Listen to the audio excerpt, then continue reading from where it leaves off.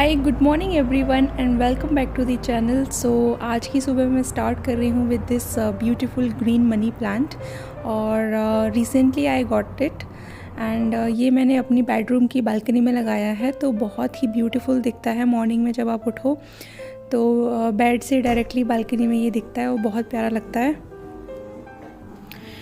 तो बेडरूम की बालकनी का गेट मैं ओपन कर दे रही हूँ ताकि सनलाइट ज़्यादा रूम के अंदर आए। एंड दिलीप ऑफिस जा चुके हैं ब्रेकफास्ट करके, अथर भी उठ चुका है और वो रिफ़्रेश हो गया है। तो मैं अभी बस घर की क्लीनिंग करूँगी। तो पूरे घर का जो क्लीनिंग है वो मैं एक साथ में ही करती हूँ, इंस्टॉलमेंट्स में नहीं करती हूँ कि कभी किचन कर दिया कभी बेडरूम कर दिया, ऐसे नहीं करती हूँ। तो पहले पूरे घर में झाड़ू लगा लेती हूँ और उसके बाद मैं एक साथ ही पूरे घर में मॉप कर देती हूँ। एंड जब भी मैं घर में झाड़ू लगाती हूँ तो सारा टाइम अधर वो मेरे पीछे पीछे ही घूमता रहता है। तो ये वाला रेंटेड अपार्टमेंट जो है वो काफ़ी स्पेशियस 2 BHK है। तो पूरा क्लीन करने में मुझे अराउंड 40 to 45 मिनट्स मॉर्निंग में लग जाते हैं। और ना किचन में झाड़ू लगाने से पहले ही किचन का काउंटर टॉप मैं क्लीन कर लेती हूँ ताकि बाद में नीचे कोई भी कचरा ना गिरे।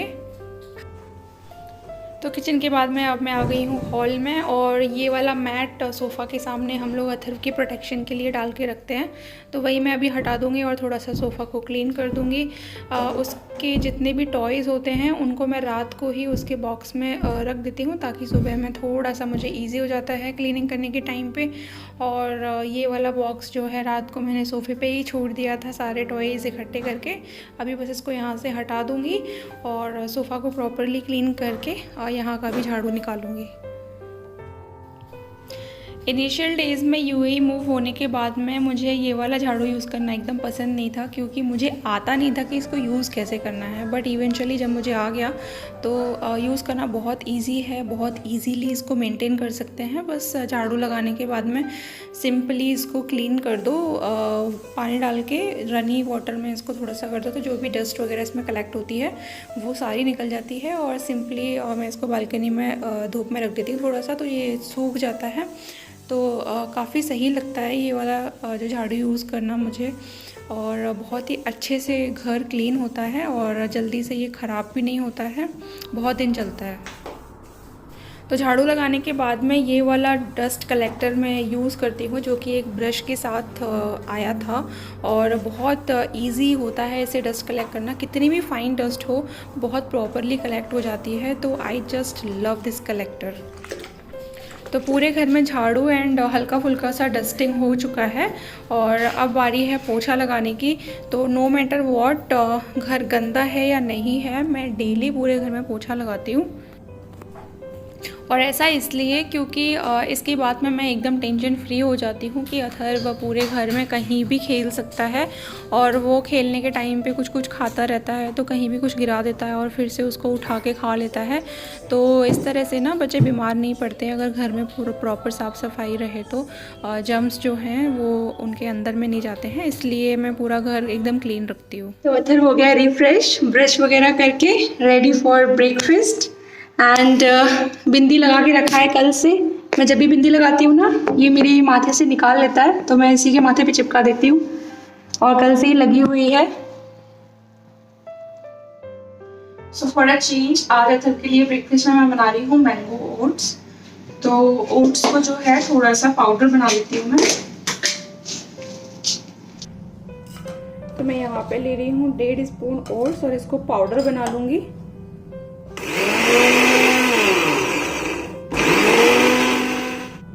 और थोड़ा सा बनाऊंगी मैंगो की प्यूरी। तो मैंगो को मैं ऐसे स्पून से निकाल ले रही हूँ उसका पल्प।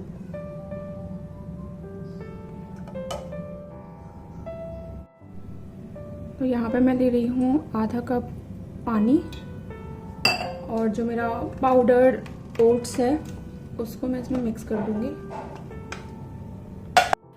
मिक्स अच्छे से करना है ताकि इसमें कोई भी लम्स ना रहें और जो फ्लेम है वो मैंने यहाँ पे मीडियम ही रखा है और अच्छा से इसको मिक्स कर ले रही हूँ।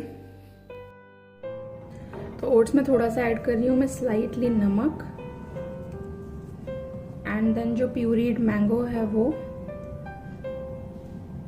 और उसके साथ में 1 स्पून कर्ड, और इन सबको अब अच्छे से मिक्स कर लेना है।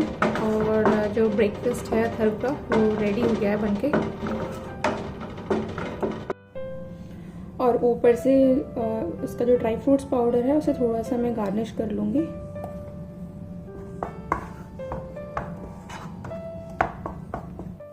तो ये रहा फाइनल आउटकम अथर्व का आज का breakfast. Old MacDonald had a farm, E-I-E-I-O.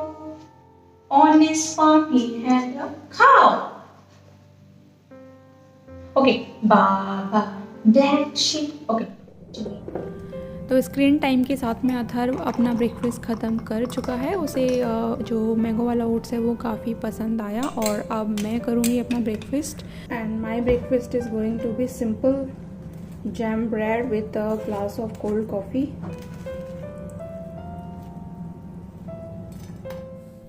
तो आज काफ़ी दिनों के बाद मैं अकेले ब्रेकफास्ट कर रही हूँ। अदरवाइज़ मैं जो अपना ब्रेकफास्ट है वो जब अथर्व को खिलाती हूँ तो साथ में ही लेके बैठती हूँ, क्योंकि वो काफ़ी धीरे धीरे खाता है और साथ में ही मैं भी बीच बीच में अपना ब्रेकफास्ट फिनिश कर लेती हूँ।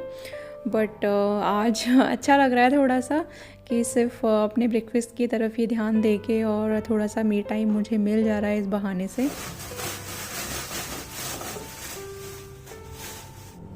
तो ये है भिंडी का रैपर जो कि मैंने कल ही परचेज़ की थी। शाम को थोड़ी सी ग्रोसरी लेने गए थे। तो देखिए वेट जो है इसका 280 ग्राम्स, मीन्स अराउंड 300 ग्राम्स भिंडी जो है वो मुझे पड़ी हैं इंडियन करेंसी में 60 रुपीज़ की। तो ये इसका प्राइस रहता है यूनिट प्राइस कि 1 kg जो भिंडी है उसका कितना प्राइस है, और उसमें से जो भी वेट हमने परचेज़ किया है वो कितने का पड़ा। तो इस तरह से जो भी लूज़ सब्जी फ्रूट्स वगैरह लेते हैं वो लोग ऐसे स्टिकर लगा के देते हैं इसके ऊपर। यहाँ पे डेट भी रहती है कि कब परचेज़ किया है, और यहाँ पे नेम है प्रोडक्ट का। तो ओकरा इंग्लिश में इसको भिंडी भी बोला जाता है, और ये इंडियन ओकरा था। तो मैं भिंडियों को अच्छे से वॉश करके और एक किचन टॉवल पे स्प्रेड कर दूंगी, और जो दाल है उसको उबालने के लिए मैं रख दूंगी। और जब तक मैं अथर्व को नहलाऊंगी सुलाऊंगी तो ये जो भिंडियां हैं ये सूख चुकी होंगी और दाल मेरी उबल चुकी होगी। तो लंच के लिए थोड़ा सा प्रिपरेशन मेरा हो जाएगा तब तक। तो मैं जब भी दाल बनाती हूँ तब इन 3 दालों को मिक्स करके बनाती हूँ, जिसमें मेरा 50% क्वांटिटी तुअर दाल का रहता है एंड रिमेनिंग 20-25% जो दाल है वो मसूर दाल एंड मूंग का रहता है। तो खाने में भी बहुत टेस्टी लगती है मिक्स ये वाली दाल, और सारी दालों का जो पोषण है वो एक साथ ही मिल जाता है। तो बस मैं अभी इसको उबालने के लिए रख दूँगी, थोड़ा सा हल्दी डालूँगी और नमक डालूँगी, और बॉईल करने के लिए प्रेशर कुक में रख दूँगी दाल को। तो अभी दोपहर के बज रहे हैं 12 और मैं नहा चुकी हूँ एंड अथर्व को भी नहला दिया था। तो नहाने के इमीडिएट बाद वो सोने के लिए कर रहा था, तो मैंने उसको सुला दिया है और उसने काफ़ी अच्छे से ब्रेकफास्ट किया है, तो पेट उसका भरा हुआ है। एंड नहाने के बाद में ना बच्चों को बहुत रिफ़्रेशिंग लगता है, बहुत अच्छी नींद डीप स्लीप उनको आता है। तो अभी आराम से 1-1.5 घंटा सोएगा। तो भिंडियाँ अच्छे से सूख गई हैं। अब फटाफट से इनको कट करके और जल्दी से बनाती हूँ सब्जी। तो भिंडी कट हो गई है यहाँ पे, और दिलीप को जो है ना राइस के साथ में अलग तरह की भिंडी खाना पसंद है। अगर रोटी के साथ मैं बनाती हूँ तो थोड़ी सी डिफरेंट तरह की उनको पसंद है। तो राइस के साथ में ना उनको एकदम क्रिस्पी और थोड़ी खिली खिली सी जो भिंडी आती है ना, सूखी सूखी सी, उस टाइप की पसंद है। तो वही मैं बनाने जा रही हूँ अभी। तो ऑयल गरम हो गया, उसमें थोड़ा सा डाल रही हूँ मैं यहाँ पे अजवाइन और थोड़ा सा जीरा, और ये गरम होने के बाद इसमें भिंडियाँ डाल दूंगी मैं।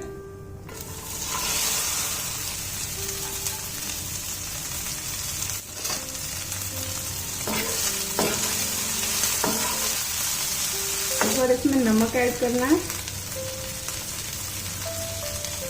और भिंडी में नमक बहुत जल्दी तेज हो जाता है तो कम ही डालना चाहिए, क्योंकि पकने के बाद में भिंडी थोड़ी सी हो जाती है और नमक बहुत तेज लगता है।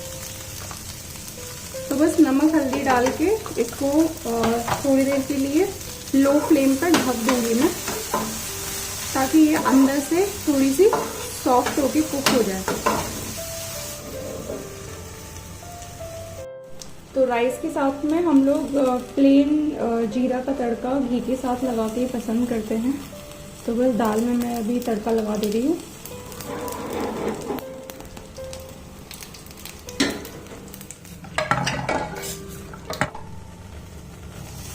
तो दिस इज़ द टाइम जब फ्लेम को करना है हाई थोड़ा सा, और इसमें ऐड करना है धनिया पाउडर एंड चिली पाउडर।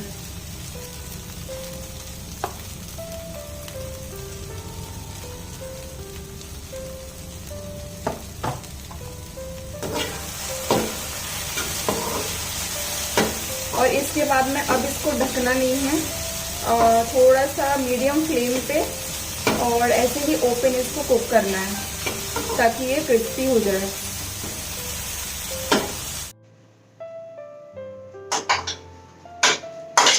तो भिंडी की जो सूखी भाजी है वो प्रॉपरली बन गई है, अच्छे से कुक हो चुकी है। तो और बनने के बाद में इसको ढकना नहीं है, अगर ढक देंगे तो फिर से ये इतनी ज़्यादा क्रिस्पी नहीं रहेगी, जो वेपर होती है ना वो उसमें सेटल हो जाएगी। तो इसको ढकना नहीं है, फ्लेम ऑफ करने के बाद में ओपन ही रखना है। और तो लास्ट वाले ब्लॉग में जो मैंने पॉप्सिकल जमाए थे ना वो जम के रेडी हो गए हैं, और थोड़ा सा जूस बच रहा था जो मैंने इस वाले आइस क्यूब ट्रे में डाल दिया है। तो वाटरमेलन के कुछ क्यूब्स बना लिए हैं। तो ये पॉप्सिकल्स को निकालना बहुत सिंपल है, ऐसे तो ये निकलेंगे नहीं। तो इस मोल्ड को निकाल के बस इसमें पानी भरना है और इसको वापस से प्लेस कर देना है। तो बस थोड़ी ही देर में ये पॉप्सिकल्स निकल आएंगे। थोड़ा सा शेक कर दे रही हूँ मैं वाटर को, जो पॉप्सिकल्स को निकालने में हेल्प करेगा।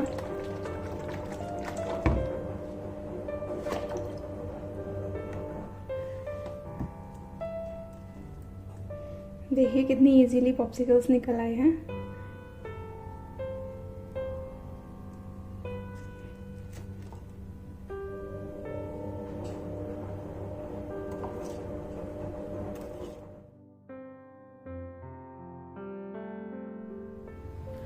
तो यहाँ है सिंपल आज का लंच, दाल चावल, भिंडी की भुजिया, कुछ खट्टा मीठा अचार, पापड़ एंड थोड़ा सा सैलेड, और बहुत ज़ोरों की भूख लगी है। तो अभी हम लोग कर लेते हैं lunch.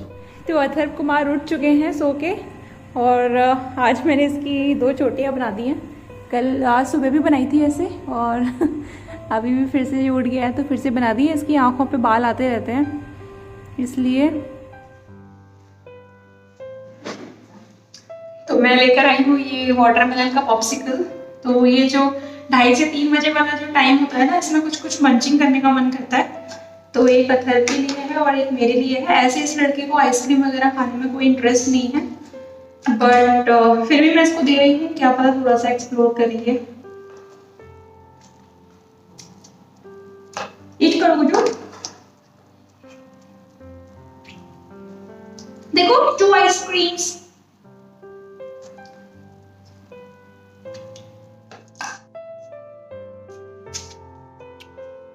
So these popsicles are really great for person like me, जैसे आइसक्रीम तो खानी है लेकिन शुगर एंड कैलोरीज का कंज्यूम नहीं करनी है। तो काफ़ी बेस्ट ऑप्शन है ये। और मुझे ना कुछ ये 2:30-3 बजे के समथिंग में ना आइसक्रीम खाने की बड़ी क्रेविंग होती है डेली, और आइसक्रीम में मंचिंग करने का बहुत मन करता रहता है। तो मेरे लिए वाटरमेलन पॉप्सिकल्स जो है परफेक्ट है। सिर्फ इसमें वाटर कंटेंट ज़्यादा है, शुगर भी नहीं है।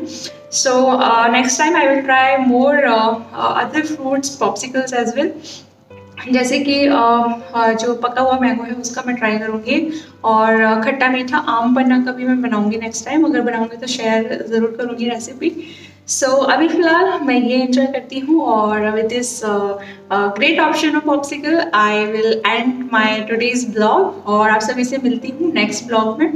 सो आई होप कि आपको ये वीडियो पसंद आया होगा। So if you like this video please hit the like button, and if you are new to my channel subscribe it. तो तब तक के लिए you all guys just stay healthy and safe. See you all in my next video. Until then, bye.